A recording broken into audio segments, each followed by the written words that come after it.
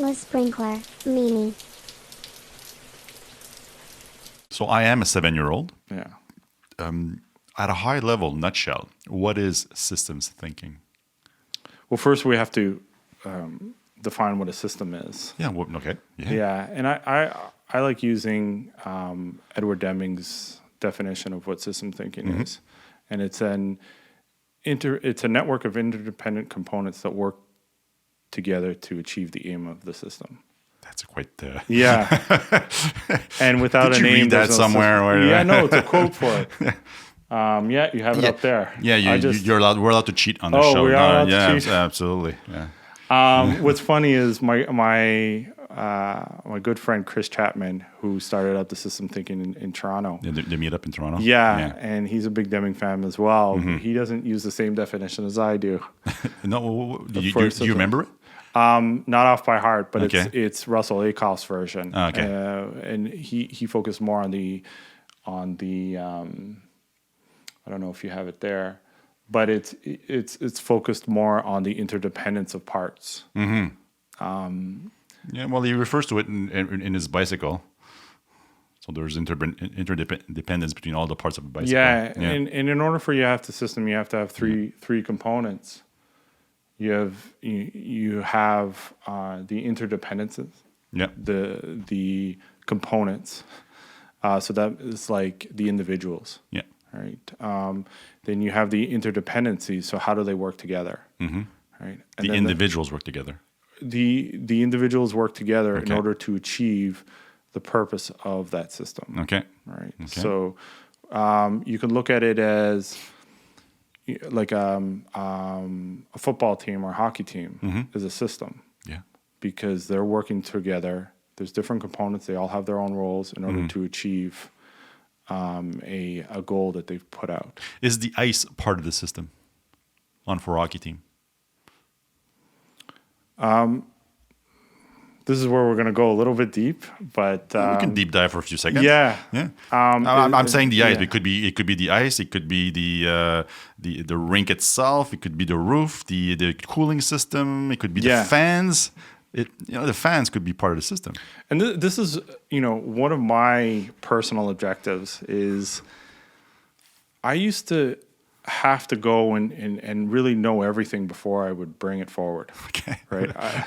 Yeah. If you want to be miserable. Oh, I know. That's a perfect But I way was to get actually there. not bad at it. But there was a lot of paralysis by analysis in that sense. Yeah, absolutely. And what's changed in a way is, one of the discussions I had in New York when that first one was with an author there. He wrote the book Sense and Response. Okay.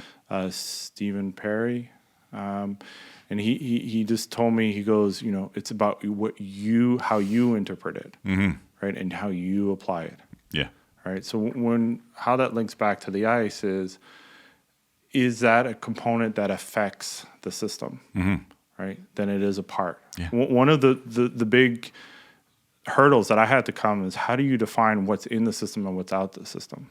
I have trouble excluding stuff from the system. I have a lot of issues. I feel, if you go back at a professional setting, if you've had a rough time in a metro, which has been the case this week a few times, that affects the system. You arrive at work a little pissed off. You're not performing. You're not interacting correctly with your teammates. You're short. You're impatient. Oh, so on yeah. and so basically, the happened to me. metro system was part of the system. Yeah. So that's why the weather. It's part of an input that you can add, and there's That's what makes it very difficult. Yeah, and Ackoff talks about, so Russell Ackoff talks about how do you define the scope of your system, and because that was a big thing for me. I go, you could just keep going. Yeah. You could just keep going. Outer space. I mean, we're all space. Yeah, I mean, a good exercise to do with kids to talk about systems, and how those apply is ask them, draw where the water is going with how the water comes in and out within the toilet. Okay. Right. Yeah. And ask them to draw it out. Okay. Like, where does the water go? Oh. Right. How does it come in? Okay. So how does the water get in there? Right. And you ask them to draw it out. Yeah. And what's funny is You can do that with adults in the training. Yeah. There's an exercise that I do is called "How did you do on the exam?" Right, and With your kids or no, with leadership executives, with teams, Okay. and it really is a 5 to 10 minute exercise in which you can just go in there and just take a piece of paper and just start it in mid conversation or mid thing, where it really talks about how we think we have more control over the things that we do. Okay. How we actually don't have as much control as we do, and how we think of things in vacuums. Right. Yeah. And so when it comes to so to get to the point of how do you define the systems, is you start with what you know, plus one.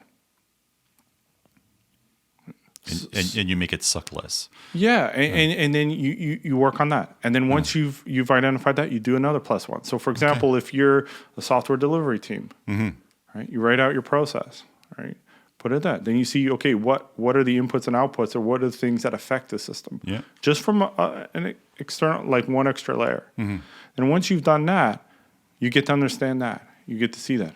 Okay, I'm ready to go another one. Okay. But where I was started, I was like, wow, I can add this, right? And it just, but it gets too much. And it's that's why I like reading about ACOF. And if I have to recommend anybody to think about through a different lens, how to look at management, how to look at how we work, look in Russell Acoff, just his videos. He's from Bell Labs. Okay, yeah. Like the stuff that they talk about are the stuff that we're talking about now. And they're talking about that in the 70s, 60s, 80s. Like, absolutely. It's the source material. Yeah. But it's difficult. It's easier to optimize locally. Instant gratification. It is, but once you've encountered it enough time, you get so frustrated that you plateau so you quickly. have. I worked, I was helping this team, and they basically just optimize a release train, and they put this thing, and they were so proud. Like, have you guys seen that? You've seen the have you guys? Have you seen the cartoon Calvin and Hobbes? Yeah. Right. You know how they're so happy. They're things like that. And so when I demonstrated optimizing local versus the whole system, I showed them, and they're so happy. And this is what happened with this team. They were so happy about putting this release train every 3 weeks delivery, and it was like a packages on a conveyor belt. Yeah. Right. Like, we're just gonna get these things gone. Right. Yeah. I was like, okay, but and of course, me being me, I was like, well, where's the customer? Where and are you measuring impact of what you're delivering? Yeah. But what happened is once they started releasing this, the operations team that had to support that says, whoa, our customer is only allowed to release every 3 months. Yeah, there's an impact right there, yeah. But they didn't even, they didn't take that in consideration because they were only looking at what they can do. And so this is where, when you optimize, a section, you're actually sub-optimizing the whole. Yeah, okay. And when you come across this enough, at a certain point, one of my mottos, what's in the way is the way. Like, you got to find different ways around it. You got to figure it out. It's like, I'm not going to go in here and just keep knocking my head on the door. I do that sometimes, not as much these days, but you don't want to keep doing that, right? How do we find those? And this is where I got frustrated and said, in my end, like, there's got to be something that could help us. There's got to be something that will enable us to see these and solve these problems. Yeah. And where I look at agility and agile is it's a component of it. A component of what? Of systems thinking, or the system? A bigger thing. Okay. All right. And I system thinking is, again, I'm still having a lot of trouble. But I think you are defining it as you're speaking. Yes, I am, and this is what's great is one of the things that I've been trying to look at is we have all these frameworks, right? Design thinking, Lean, Six Sigma, Safe, Less, Nexus, Scrum. Yeah, Kanban, XP programming.